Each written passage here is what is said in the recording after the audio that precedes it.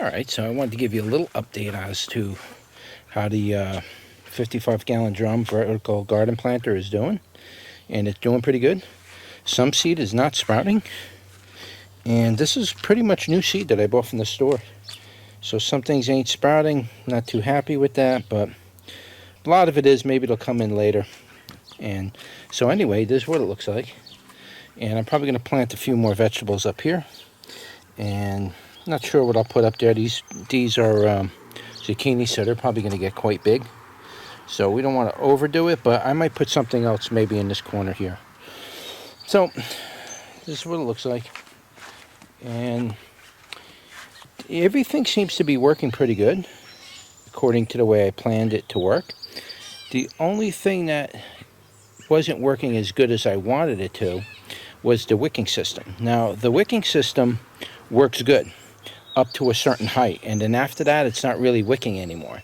So the top 2 rows roughly, and kind of going into the 3rd row, but mainly the top 2 rows, they're kind of getting on the dry side. So I have to water those by hand, but once you water them, you're good for at least 2 or 3 days. And if you do a top watering, you're good for about 2 or 3 days. But after that, if it's a dry summer, it's going to end up drying out on you. So what I devised is I built these drippers. So these tubes are designed to receive drip emitters, and they work in a dripping sense. That's how they're designed. They're designed to drip, to receive water through drip. So what I did was, if I could get it off, it's a pretty good fit. I do have to say so myself. Let's see here. You can see I set it up so it drips like 1 drop like every couple of minutes. 2 or 3 minutes it'll drip like 1 drop. Try to keep it here long enough for you to see.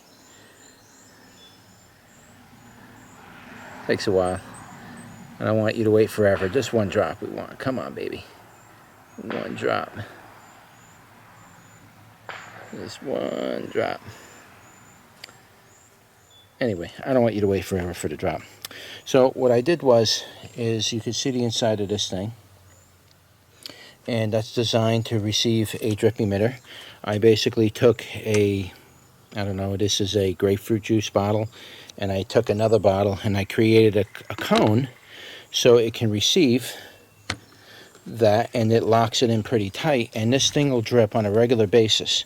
So rather than me running piping to this spiral tube to mechanically drip into it, I created a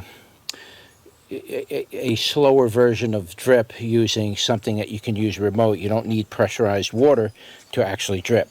This works pretty good. This is actually a good solution to having to run a piping system to this design and system to spiral tube. I really like the spiral tube, by the way. It's a really good product. They make a couple of different kinds of product. This is a vertical spiral tube. They make a horizontal spiral tube, which I didn't get samples of that, but they sent me a few samples of this 3-inch spiral tube, and I really do like the way it works. It is working pretty good inside my vertical planter. It is wicking. So it does work, but it doesn't go all the way up. I guess capillary action only goes so high. It's not as effective anymore, or either that or it's drying out from the top down. But the bottom half of this thing is moist all the time. You never have to water. It's only these top 2 rows, the top of the container, and some parts of the 3rd row on the bottom where the sun is hitting it direct, like this time of the day, kind of dries it out. But not a big deal. It's not going to kill your plants or anything, but... So I figured the way to deal with this top part being kind of on the dry side is to add these drip, I don't know what you want to call them, these bottles of water. I added them and let them drip into the container, 1 drop every 5 minutes or 1 drop every minute, and let them slowly keep this coco coir that's inside the spiral tubes nice and moist on a regular basis. And then that way the top half of this barrel will always be moistened and watered, and I won't have to worry about it drying out during the hot days of summer. Like, it's starting to come out now. We've been getting, I don't know, 85, 90 degrees every day, no rain, full sunshine every single day. I mean, it is absolutely cooking out here every single day.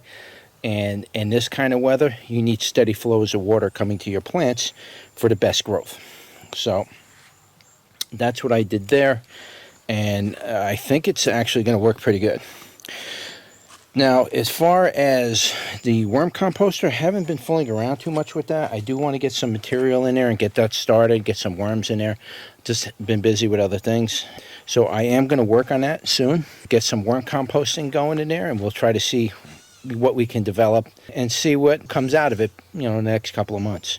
So I will work on something with the worm composter, but I just wanted to kind of give you a little update as to how things are growing in here. They're growing pretty good, a little slow, a little bit of a late start, but we got all kinds of stuff in here. We got tarragon, we got lettuce, we got everything. We got endive, I have chives, or I think scallions or chives. I think those are scallions.